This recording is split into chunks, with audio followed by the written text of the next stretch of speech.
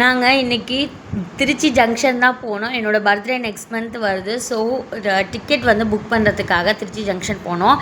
இப்போ ரீசெண்டாக வந்து ப்ரௌசிங் சென்டரில் வந்து புக் பண்ண முடியாது, ஜங்ஷன் போய் தான் புக் பண்ண முடியும் அப்படிங்கிற மாதிரி ஒரு அப்டேட் கொண்டு வந்திருக்காங்க. ஸோ ப்ரௌசிங்கில் வந்து நாங்கள் ஆப்பில் பண்ண முடியுமான்னு கேட்டோம். அது எங்களுக்கு தெரியல.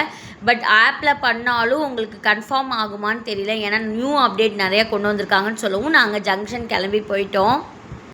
நீங்கள் ஜிபே, ஃபோன்பே யூஸ் பண்ணுற மாதிரி இருந்தால் இங்கே ரிசர்வேஷன்னு போட்டிருக்கும் ஜங்ஷன் போகிற வேல. ஸோ நீங்கள் வந்து ஜிபே பண்ணுற மாதிரி இருந்தால் நீங்கள் அங்கே போய் ரிசர்வேஷனும் பண்ணிக்கலாம், அன்ரிசர்வேஷனும் பண்ணிக்கலாம். இன்கேஸ் நீங்கள் வந்து அன்ரிசர்வேஷன் டிக்கெட் வேணும் அப்படின்னா, கேஷ் அப்படின்னா நீங்கள் வந்து அங்கே மிஷின் இருக்கும். நீங்கள் அன்ரிசர்வேஷனுக்கு மட்டும் நீங்கள் அங்கே இந்த இடத்துல வந்து அந்த மிஷினில் கொடுத்து நீங்கள் அன்ரிசர்வேஷன் டிக்கெட் போட்டுக்கலாம். இன்கேஸ் நீங்கள் வந்து இங்கே ரிசர்வேஷனுக்கு கேஷ் வாங்க மாட்டாங்க. நம்ம நெக்ஸ்ட் பில்டிங் தான் போகணும். நெக்ஸ்ட் பில்டிங் எங்கே இருக்குது அப்படின்னா வந்து பைக் பார்க்கிங் இருக்கும். அந்த இடத்துக்கு அந்த பில்டிங்க்கு போயிருங்க. அங்கே வந்து கேஷ் ரிசர்வேஷனுக்கு கொடுக்கலாம்.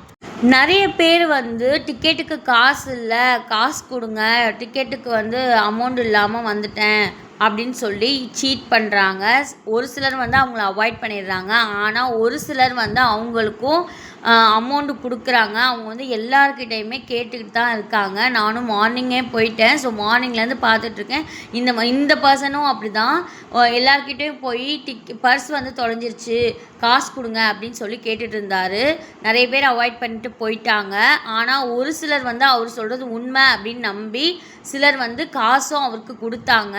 தயவு செஞ்சு இந்த மாதிரி சொல்கிறவங்கள யாரும் நம்பாதீங்க. நாங்கள் நெக்ஸ்ட் பில்டிங்க்கு போயிட்டோம். அங்கே வந்து பைக் பார்க்கிங் பக்கத்தில் இந்த பில்டிங் இருக்குது. இங்கே வந்து நம்ம வந்து ரிசர்வேஷன் பண்ணுற மாதிரி இருந்தால் கேஷ் கொடுத்து ரிசர்வேஷன் பண்ணிக்கலாம். அங்கே க்ரௌடுமே கம்மியாக தாங்க இருந்துச்சு. உடனே வந்து டிக்கெட் வாங்கிட்டு வந்துட்டோம். பட் எங்கே வந்து டிக்கெட் வாங்குறது, தென் கேஷ் எங்கே, ஜிபே எங்கே அப்படிங்கிறது தெரியாமல் தான் கொஞ்சம் வந்து கன்ஃபியூஷனாக இருந்துச்சு. பட் தெரிஞ்சுக்கிட்டோன்னா உடனே வந்து டிக்கெட் வாங்கிட்டு வந்தாச்சு. நாங்கள் வந்து திருச்சி டு எர்ணாகுளம் போகிறதுக்கு தான் வந்து டிக்கெட் வாங்கியிருந்தோம். ஸோ ரிசர்வேஷன் பண்ணிவிட்டு வந்தாச்சு. டிக்கெட்டும் உடனே கையில் கொடுத்துட்டாங்க. அதுக்கப்புறம் வந்து மொபைல்லையும் மெசேஜும் வந்துருச்சு.